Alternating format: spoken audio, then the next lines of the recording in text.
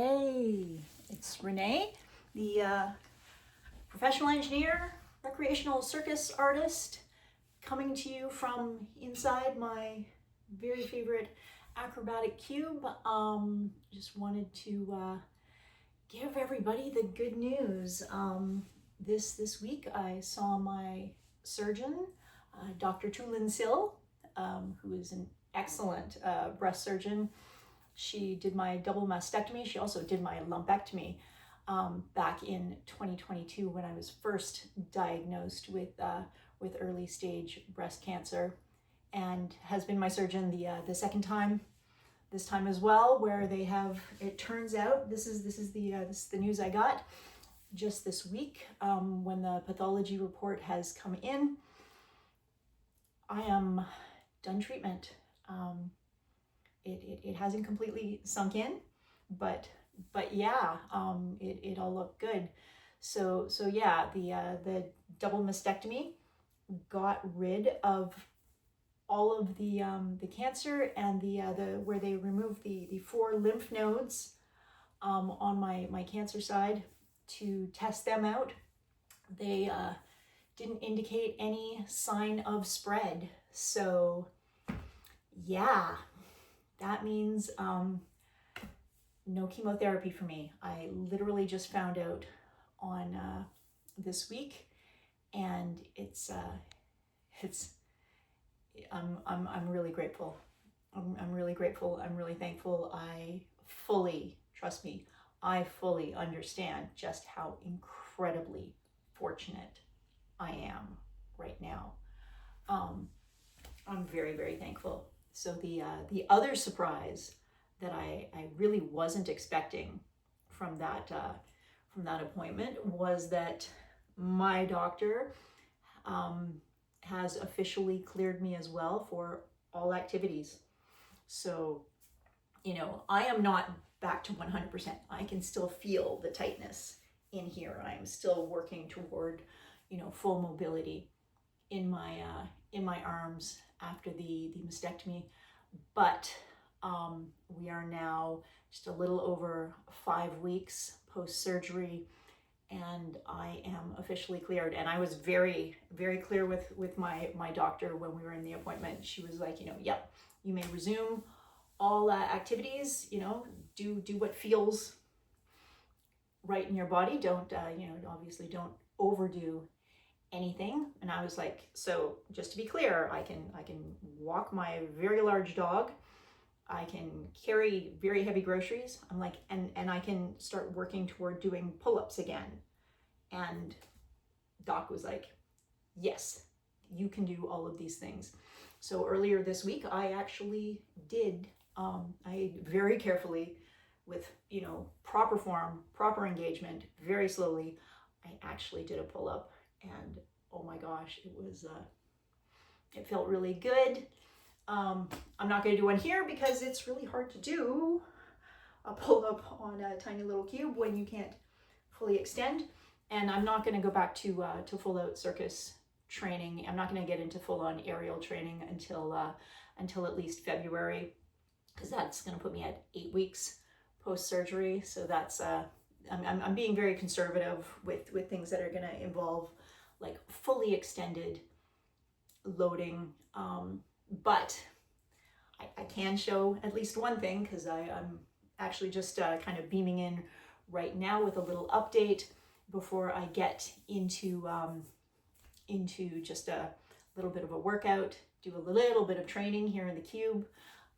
So I am warmed up, so I can at least practice this one, which kind of blew my mind that it actually felt pretty good, because yeah, I can push up, I can fully extend my arms, which, this is, it's not a full back bend, but it's a full extension of my shoulders and loading my shoulders, and I'm very, very excited to now be allowed to play around in my cube to the extent that feels comfortable for me. I can, move my shoulders. I've been warming up, so I mean, I know these things are safe for me to do right now. You know, I can move my shoulders around. I can extend things. I can hang from my arms. You know, I'm being careful. I'm not doing anything right now that I couldn't do 5 weeks ago. You know, these are all you know, tricks and movements that I've been able to do for a long time. But me and this cube are looking forward to getting back to creating. I've even submitted an application to perform in a thing in the middle of March. So we'll see if that's accepted, which is would be quite exciting. I'm very excited to get back to feeling, to just being myself, to doing the things that I really enjoy doing in my body. My body has, you know, very obviously changed over these past 5 weeks. It's been psychologically a real trip, and I don't think that process is over. I think it's going to take, I suspect it's going to be, you know, a roller coaster, a carnival ride, like anything else in this whole this whole cancer trip, journey, story, whatever the heck you want to call it. But right now, I'm so thrilled to be able to move, to be able to just be independent, to do the things that, you know, are part of my activities of daily living. You know, this is my life. You know, I have a dog. Well, I have multiple dogs, and they are both very large. You know, I have dogs. I have a family. I have, you know, a teenager. I've got a husband.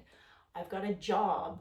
You know, I went out and I did a full day of training, which is, you know, I teach other engineers and technical people. So I did a full day of professional training where I was standing up and talking and presenting for 8 hours straight, you know, on the, you know, the super exciting subject of machine safety, which is, you know, something that I care deeply about.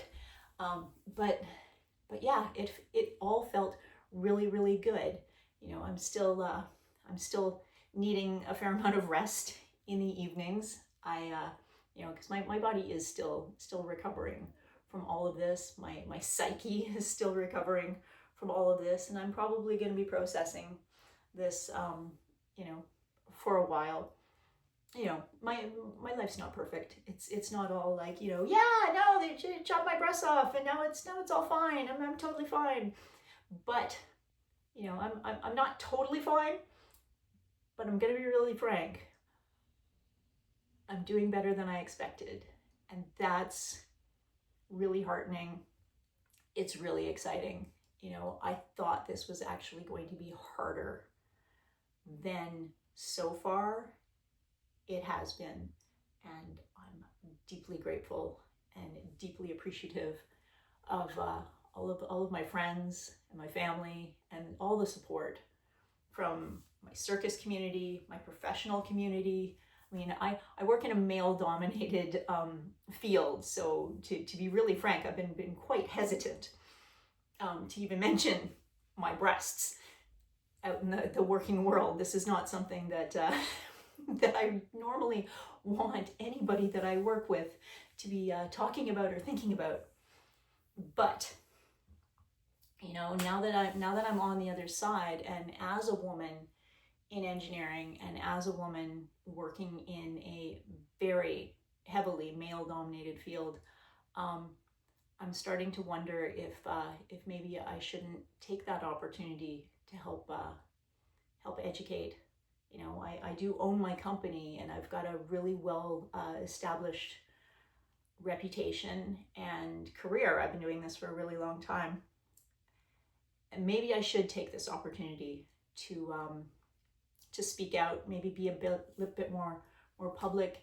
I mean, for that reason, actually, when I was teaching the course that I taught earlier this week, I did not stuff my bra. I didn't even, you know, I just wore the clothes that I would normally wear, and was as completely flat as I am now, and didn't, I was surprisingly a lot less self-conscious, maybe because I felt comfortable. I felt, I was doing something that I really enjoyed. So that I've done once so far. I've got some more training scheduled for next week. And I've got, I've got more work coming up. I work as a consultant.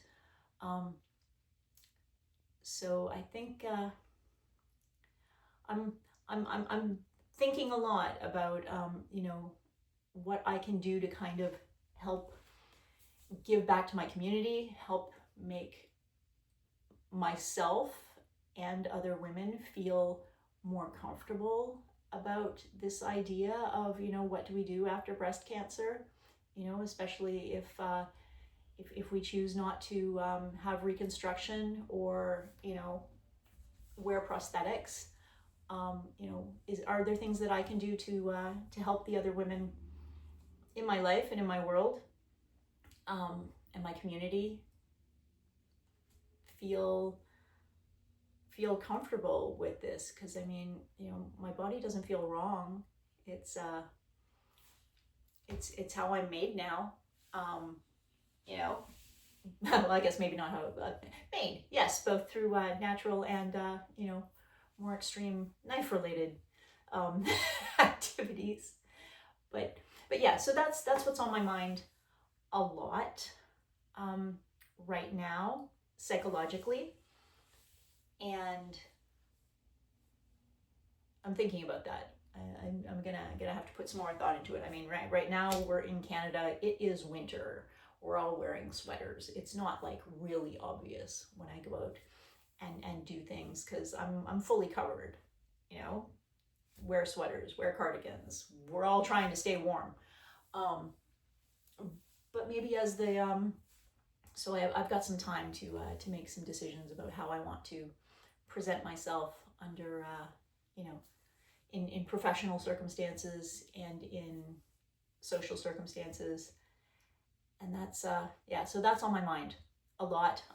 But also what's on my mind a lot right now is just moving and being able to move and being less scared of how I move my body. And I'm really, really excited to start doing that. And I'm finding these videos really useful, so I'm planning on continuing to make more of them as this particular, rebuilding journey continues.